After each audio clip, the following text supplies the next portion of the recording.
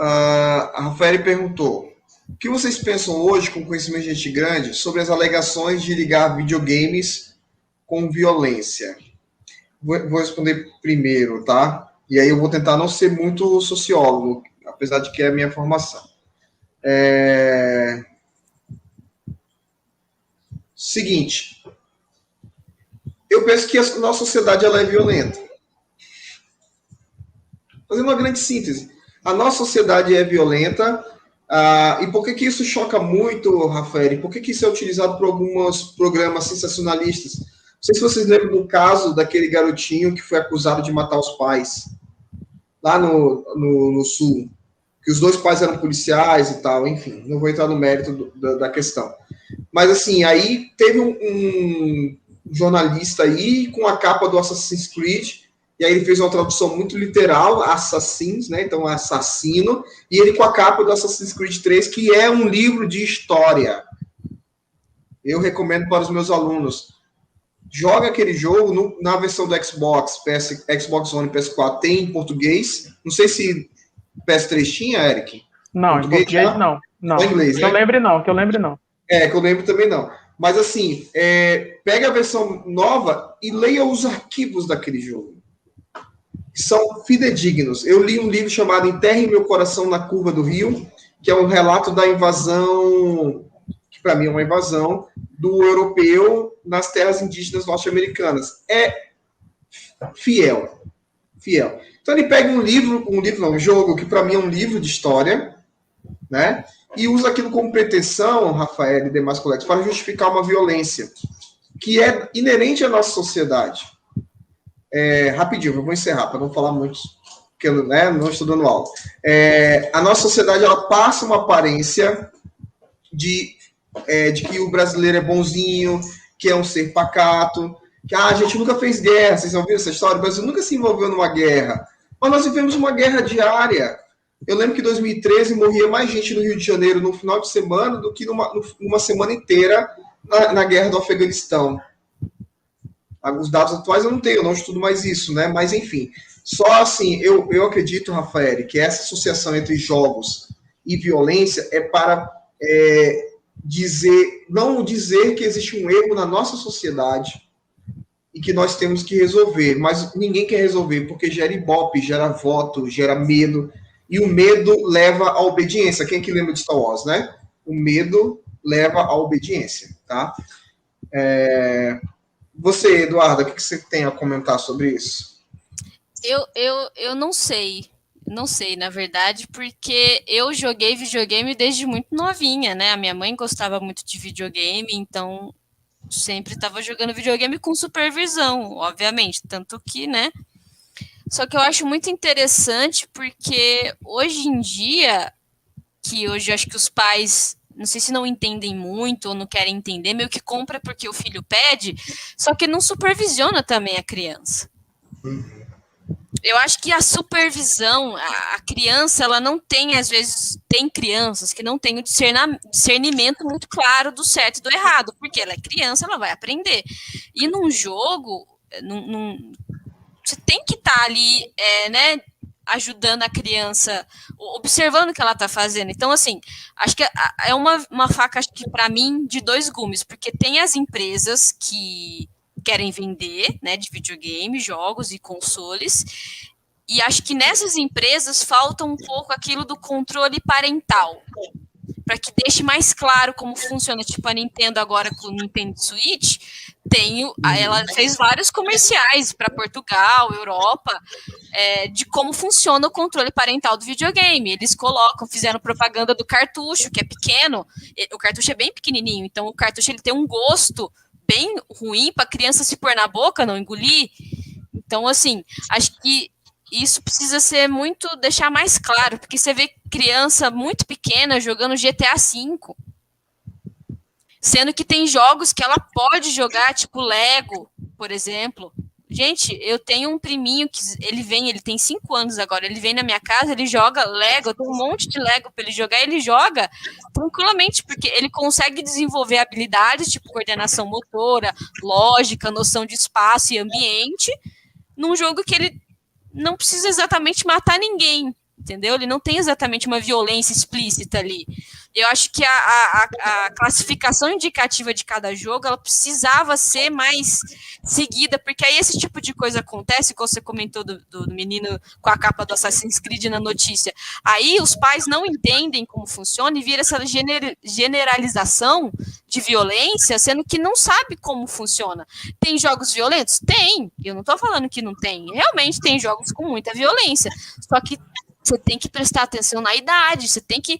Sabe aquela coisa assim, o meu filho gastou, sei lá, 3 mil reais do meu cartão de crédito em moedinha no jogo? Gente, tem que ficar de olho. Tem que ficar de olho na criança. A criança não tem esse discernimento. Ela tá comprando lá aquilo lá, às vezes ela nem tem ideia que ela tá comprando. Tá vindo ali as moedinhas, ela tá clicando e tá vindo. Então essa questão da violência, acho que tem que ficar de olho, porque vai existir jogo violento, igual você falou, a sociedade é violenta, isso não vai mudar. O que tem que mudar é a nossa percepção, no caso, ele é pai, né, o Eric é pai, a percepção de nós pais em relação ao que a criança está fazendo. Porque às vezes o pai realmente não se interessa, não gosta, muitas mães e pais não gostam de jogar videogame, acham que é só de criança, sendo que na verdade não é, e o filho fica, às vezes, né, sabe aquela famosa frase que é horrível para um adulto jogar jogo online nas férias?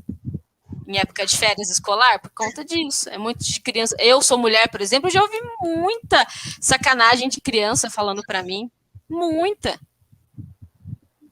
Aí eu acho que tem que ter um balanço. Porque não vai mudar. Não vai mudar. Vai continuar violenta. A gente que tem que tomar uma frente, eu acho.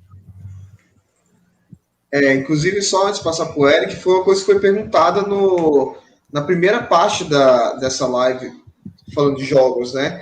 Porque o meu filho, aproveitando esse gancho da Eduardo, meu filho inclusive está aqui do meu lado jogando agora. Se eu ouvir barulho de mouse, ele apertando. Eu tomo muito cuidado, não às vezes porque jogo tem violência, também tomo, mas porque, principalmente porque jogos têm redes sociais internas. Então, assim... Já aconteceu aqui em casa, eu falei lá no outro live, que a gente teve que tirar alguns jogos dele porque tinha adultos se passando por criança. Né? Não chegou a falar nada de ruim e tal, mas nós percebemos e já cortamos no começo. Mas aí o pai e a mãe tem que estar olhando. E aí é muito importante você ter, por exemplo, eu e o Eric, que somos pais gamers, pais que jogam, para ter essa visão que eu penso também que do outro lado, jogo é ruim, não joga. É pior, que ele vai jogar. Ele vai jogar e vai conversar com pessoas que se fingem de crianças e são adultas e tem todo esse perigo. E, por exemplo, meu filho pergunta, pai, isso aqui que aconteceu no jogo é verdade? Aí eu falo, não, só que... Mas se eu falo assim, para de jogar, não joga, jogo é mal, todo jogo é mal. Então, acho que é mais ou menos esse meio termo que você colocou mesmo, de estar acompanhando e observando. E você, Érico, o que pensa disso, pai do Dante? Olha... eu estou numa posição muito ingrata, porque vocês deram respostas que eu normalmente eu falaria que sigo a relatoria, mas, gente, essa situação de associar a violência a meios de entretenimento, assim, existe desde sempre. Primeiro não, né? Se tem notícias foram com os filmes, os filmes subvertem os nossos jovens. São filmes como, sei lá, Laranja Mecânica, filmes como Silêncio dos Inocentes, eles têm a única e exclusiva função de gerar e fomentar a violência nos nossos jovens. Depois, um exemplo, que eu sempre tento meter o RPG em tudo. O RPG, na década de 90, ali, de 2000, foi massacrado pela mídia sensacionalista de que era... satânico, de que quem jogava RPG era má influência para a boa sociedade, para os costumes da sociedade. E agora, os jogos. Eu ia citar o exemplo do Assassin's Creed, que o Rafael citou, Eu, inclusive, no primeiro período, eu fiz um trabalho de teoria geral do Estado e usei como base o Assassin's Creed 3, ali no tempo do início dos Estados Unidos ali. E eu vou falar agora também sobre o Dante. Meu filho, ele às vezes até me impressiona, que na idade dele eu estava bebendo água de vaso, eu estava fazendo alguma outra coisa que, meu Deus do céu. Ele vive me perguntando sobre questões de como é que nasce um buraco negro, o que é sonda espacial, esse tipo de coisa. Ele tem essas fontes de algum lugar, porque eu nunca cheguei, filho, vamos conversar sobre o buraco negro. Então, sempre que ele chega com um assunto, assim, de que não é da idade dele, eu já fico desconfiado. Porque de onde é que ele está aprendendo isso? E em jogos, especificamente, sempre que ele fala de um jogo, eu tô vendo um vídeo no YouTube, porque a criançada tem mania de ver vídeo no YouTube, por exemplo, Roblox. Roblox em si não é um jogo violento, mas tem essa questão da rede social intrínseca. Então eu sempre fico reparando, filho, você está jogando, você está assistindo, qual é o canal que você está vendo, qual é o jogo que sua mãe instalou, qual é o jogo que você quer que o papai instale, porque eu não deixo mais ele instalar jogos por si.